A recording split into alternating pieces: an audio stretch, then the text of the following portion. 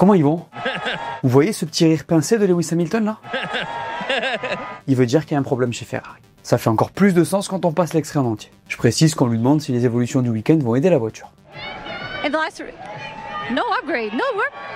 Zero upgrades. We need one.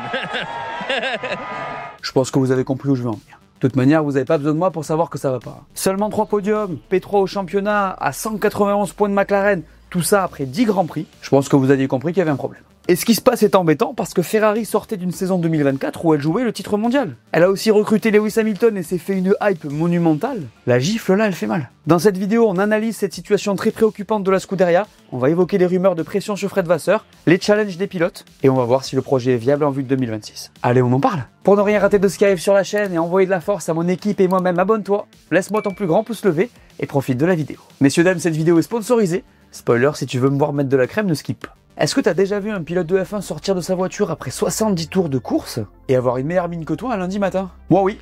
Et il y en a un en particulier. Lui là, Carlos Sainz. Tu vois ça quand même, tu te dis c'est pas normal, le gars roule dans un truc dont les sensations se rapprochent d'une machine à laver, dans des températures juste hallucinantes. Et c'est moi qui ai l'air d'avoir 150 ans. Il y a un truc qui cloche quand même. Du coup j'ai creusé sur le cas Sainz parce que ouais, j'en avais marre d'avoir des cernasses sur la plupart de mes vidéos. Et j'ai vu que votre pote Carlos là, c'était le nouvel ambassadeur de la marque L'Oréal Men Expert. Coïncidence? Je ne crois pas. J'ai donc décidé de tester leur routine anti-fatigue Hydra énergétique. Et je sais ce que vous allez me dire les gars. Vous avez pas le temps, c'est pas votre truc. Non, non, non. Je ne veux rien entendre de tout ça. Ça prend 2 minutes montre en main. Je vous garantis que cette nouvelle routine pourra entrer dans vos journées. Et si ça peut vous éviter d'avoir ma tronche après un triple header, c'est bénéfique. Le combo est simple. Le soin hydratant qui t'empêche de ressembler à un cuir de siège baquet. Le sérum vitamine C pour réveiller un peu ta tronche. Et surtout la bille glacée pour les yeux qui réveille ton regard. Là, les cernes, les poches, le teint terne, c'est terminé. En vrai, c'est pensé pour les gars comme nous. Pas le temps, pas envie de se prendre la tête, mais pas très chaud de ressembler à un pneu slick qui a subi du graining.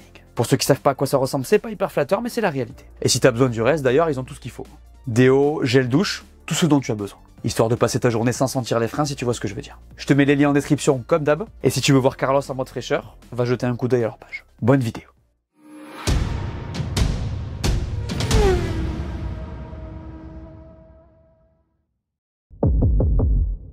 Avant d'entrer dans le vif du sujet, mettons un peu de contexte à cette histoire. On parle donc de la Scuderia Ferrari, que vous connaissez absolument tous. C'est l'équipe qui a connu le plus de succès en Formule 1, la plus iconique et la plus mythique. Elle est dans nos cœurs à toutes et à tous, qu'on le veuille ou non. Alors j'aime pas trop la phrase qui dit « on est tous fans de Ferrari », mais je pense que le mythe de cette marque est tellement fort qu'on ne peut pas se voiler la face et dire que c'est un constructeur comme les autres. Allez voir cette vidéo sur Enzo Ferrari pour comprendre de quoi je parle. Vous risquez d'halluciner quand vous verrez d'où vient le logo. Enfin bref, la Scuderia est une écurie incroyable qui a connu beaucoup de succès. Mais là, ça fait un moment que ça cale. Le dernier titre pilote remonte à 2007 avec Kimi Raikkonen. La dernière fois qu'elle a gagné le championnat constructeur, c'était en 2008. Ça fait 18 et 17 ans. Désolé tifosi, je sais que c'est compliqué. Ferrari est passé très proche avec Fernando Alonso en 2010 et 2012. En vrai, 2010, ils auraient dû gagner le titre s'ils n'avaient pas fait n'importe quoi. Elle y a cru en 2017 et 2018 avec Vettel avant de se faire battre à plat de couture par Mercedes et Hamilton. Elle a ensuite été punie par la FIA qui l'a renvoyée à la P6 en 2020, a reconstruit son moteur illégal. Et puis il y a eu 2022 et sa révolution où elle a cru que c'était pour elle. Une combinaison voiture-pilote qui semblait faite pour se battre pour le championnat avant de se faire doucher. Enfin, avant de se doucher elle-même. Avec ses problèmes de stratégie terribles, son manque de fiabilité et les erreurs de son pilote. Ça fait beaucoup là, non? Ça fait beaucoup si tu veux aller chercher un titre mondial. Et puis battu aussi par une Red Bull et un Max Verstappen qui en avaient largement sous le pied, faut pas l'oublier non plus. En 2023, Ferrari repart à zéro à nouveau. Elle recrute Fred Vasseur, mais elle galère encore. Elle sort une voiture binaire qui excelle sur un tour entre les mains de Charles Leclerc, 5 pôles et une position de départ moyenne très haute, mais qui s'effondre systématiquement le dimanche. Une seule victoire en 2023, vous avez capté. En 2024, elle commence l'année comme outsider et se positionne comme challenger de Red Bull avec notamment une splendide victoire de Carlos Sainz en Australie. Là, on se dit que ça va le faire. Puis elle se fait voler la vedette par McLaren en cours de saison, mais revient après la pause estivale et se bat pour un titre mondial pour la première fois depuis plus de 10 ans. Les évolutions apportées à Spa ont donné des ailes à cette voiture. Elle marche le samedi et le dimanche. Ferrari est la meilleure équipe sur la deuxième partie de saison. Elle perd le titre à la dernière course pour 14 points, le plus petit écart depuis 2006. Enfin, une trajectoire intéressante et prometteuse. Enfin, 2025 arrive avec Lewis Hamilton, septuple champion du monde, prêt à aller chercher le 8e avec la Scuderia. Et là, on se dit tous, imagine si Ferrari est devant et Lewis a une voiture pour aller chercher la victoire. Et sur le papier, quand on regarde la trajectoire, on a raison.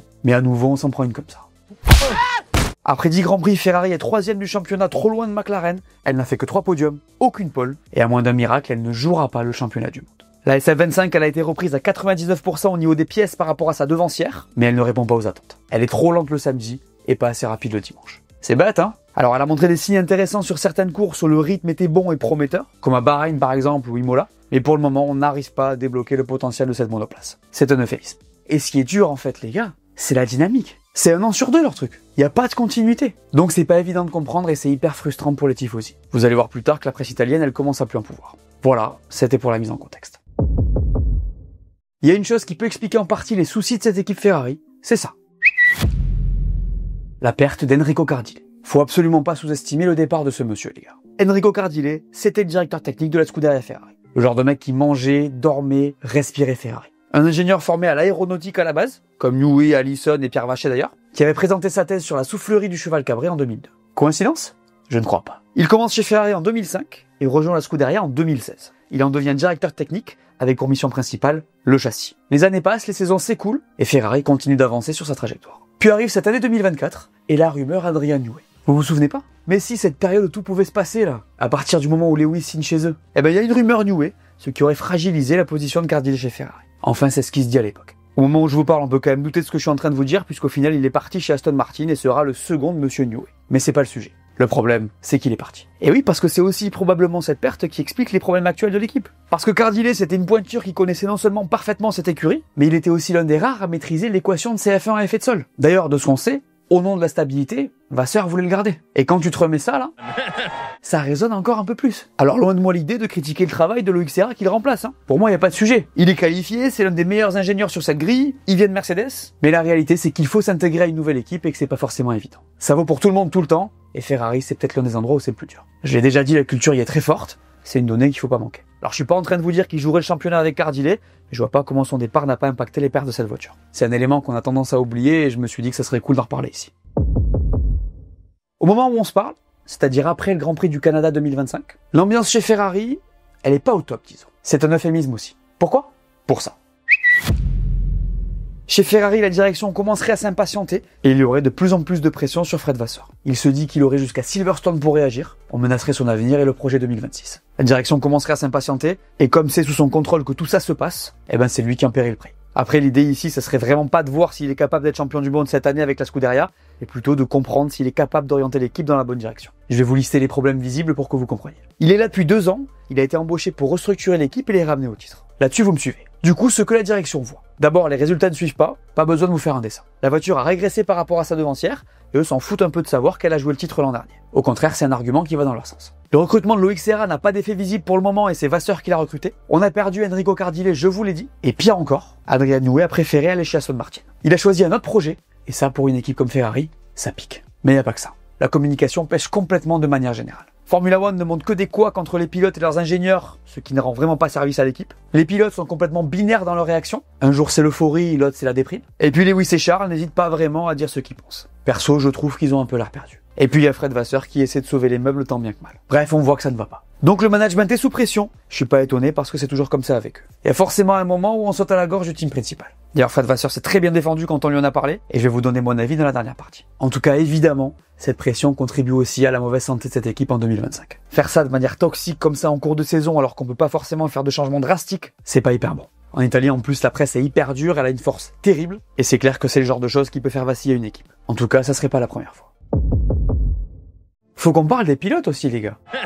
Oui, Lewis, on va parler de toi. On va commencer par lui, tiens. Qu'est-ce que c'est difficile ? On savait que ça se passerait comme ça, On l'avait dit en début de saison, mais c'est vraiment pas évident à voir. On l'avait dit au début de l'année, l'adaptation ça allait être un challenge et il allait falloir être indulgent. C'est exactement ce qui se passe, sauf qu'en plus la voiture n'est pas performante. Encore une fois, Ferrari c'est une équipe où la culture est très forte, on parle italien, c'est un gros défi. Attends, faut se rendre compte que la Scuderia c'est l'opposé de Mercedes. Ça n'a rien à voir en termes de culture, de process et d'ambiance. Il suffit d'écouter les radios de Lewis pour comprendre que ça ne ressemble pas à ce qu'il connaît. D'ailleurs ça c'est un truc qui est vraiment hyper parlant quand il s'agit d'analyser sa courbe d'apprentissage. Et puis les gars, niveau père c'est chaud. Alors il y a cette légende qui dit qu'il a du mal avec l'effet de sol, je sais pas trop si on y croit vraiment mais en tout cas sur les dernières années c'est factuel. Mais si on est pragmatique et qu'on regarde ses perfs dans la Ferrari, il y a de quoi se poser des questions. Souvent il est nulle part, à des années-lumière de son coéquipier, et ça se ressent à peu près partout. Il suffit de regarder le face-à-face pour comprendre. En qualif, il prend 7-3, ce à quoi je m'attendais même si ça pique un peu, et en course, c'est 8-1. J'enlève la Chine où ils sont tous les deux disqualifiés. En fait, c'est clair, Lewis, il est juste nulle part avec cette voiture. Perso, là où je trouve que c'est inquiétant, et vous me direz en commentaire, c'est que ça ressemble fortement au discours des dernières saisons. J'ai beaucoup parlé de la motivation, là il est censé en avoir, et je pense qu'au début de saison, il en avait beaucoup. C'est plus vraiment ce qu'on voit. Donc je suis assez circonspect sur son cas. Alors il fait pas vraiment d'erreur comme son coéquipier peut le faire, mais il est lent quoi. C'est horrible de le dire, mais c'est la vérité. Et puis les petites phrases comme celle-là, là, Zero upgrades. We need one. il y en a régulièrement en vrai. Alors perso, j'ai déjà dit, j'ai pas envie de le juger encore. Pour moi, arriver chez Ferrari, c'est un long process d'apprentissage, faut parler italien, entrer dans le moule, et tout le monde n'est pas Sébastien Vettel. Lewis, c'est 12 ans chez Merco, 6 chez McLaren, il y a forcément un gros temps d'adaptation. Perso, je le jugerai en 2026, cette saison, je la considère comme un brouillon. En ce qui concerne Charles, j'ai moins à dire en vrai. Je pense qu'il a le potentiel pour aller chercher un titre. Le gros problème, c'est qu'il a l'air perdu dans cette équipe cette saison. Ce qui est problématique quand tu sais que pour le coup, lui, il est là depuis 7 ans. Merde. Et ouais. Charles, il est souvent là quand il faut. Je dis pas toujours parce que j'ai vu ce qui s'est passé à Montréal. En soi, il y a presque plus d'erreurs. Je ne peux pas ne pas souligner ce genre de truc qui pourrit son week-end. En fait, on a un peu l'impression que Charles Leclerc, il est en train de se faire rouiller par le projet. Vous imaginez les montagnes russes pour lui? 2019, ça joue la victoire. 2020, P6. 2021, on construit vers 2022. 2022, ça joue le titre mais on s'écroule. 2023, on est nulle part. Une victoire pour Carlos Sainz. 2024, on joue le titre constructeur. 2025, on revient en arrière encore une fois. C'est terrible en vrai. Donc je comprends la posture difficile. En vrai, j'aimerais beaucoup les voir dans une voiture qui joue à la gagne, parce qu'avec ces montagnes russes, les mecs deviennent injugeables en fait. C'est insupportable. Donc voilà, eux aussi ont leurs responsabilités, mais je pense qu'on peut dire que leur posture reste compréhensible. Parlons peu, parlons bien. Le projet Ferrari est-il viable? On va donc poser deux questions. Est-ce que Ferrari peut revenir cette saison? Et est-ce que ça peut aller chercher un titre en 2026? Je réponds direct. Allez, revenir cette année, ça me semble impossible et tout le monde a l'air de le savoir. McLaren est trop loin, et à moins d'un miracle au niveau des évolutions et d'une régression spectaculaire de la concurrence, je vois pas. On disait que les prochains Grands Prix allaient être déterminants, et ben ils le sont au niveau du développement. Techniquement, il est toujours possible que les dynamiques changent, on l'a vu l'an dernier. Maintenant, c'est pas les mêmes personnes aux manettes, et il y a beaucoup d'incertitudes. Du coup, perso, je vais vous dire que ça paraît peu probable. Des victoires peut-être, un titre, non. Après, la question du développement va se poser aussi. Quand transfère-t-on toutes les ressources sur 2026? En vrai, perso, je me baserai sur ce qui s'est passé l'an dernier. Ils amènent une upgrade à Spa qui change tout et joue le titre. Là, j'irai sur le même truc. S'ils se rendent compte que c'est mort dans les 2 prochains mois, on switch. Vous me direz ce que vous en pensez en commentaire. Ensuite, le plus important, le projet 2026. Et avant d'aller plus loin, il faut rappeler une chose. 2026, c'est un changement de réglementation aéro, mais on va surtout changer de moteur. Et pour la première fois depuis 12 ans, c'est une révolution. Ce que ça veut dire, qu'il y a une énorme opportunité.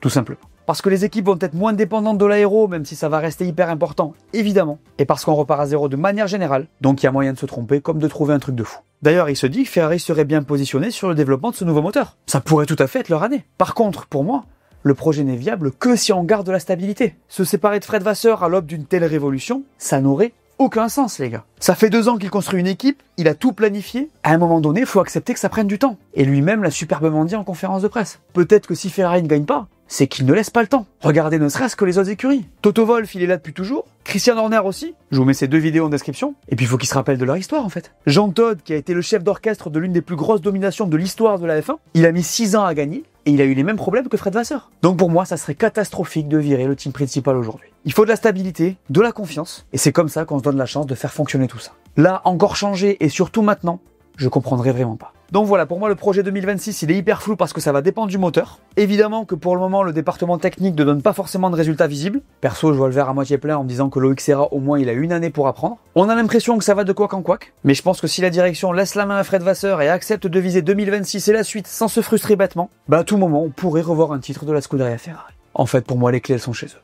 Dites-moi ce que vous en pensez en commentaire. Voilà, merci à tous de m'avoir écouté, j'espère que cette vidéo vous a plu, laissez-moi un pouce bleu et dites-moi en commentaire ce que vous pensez de tout ça. N'oubliez pas d'aller voir mes dernières vidéos que vous n'aurez pas vues, dites-moi tout, et on s'abonne. Allez, ciao!